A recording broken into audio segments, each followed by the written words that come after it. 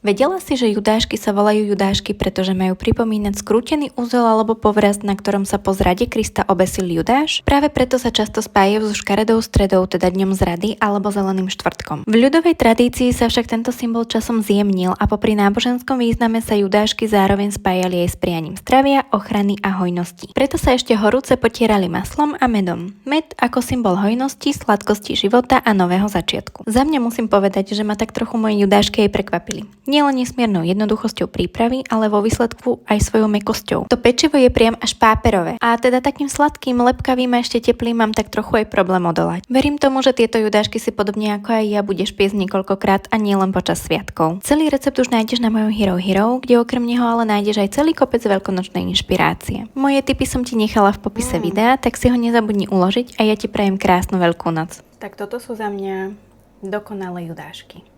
A pre viac bezlepkových tipov ma nezabudni sledovať. Toto rozhodne musíš vyskúšať.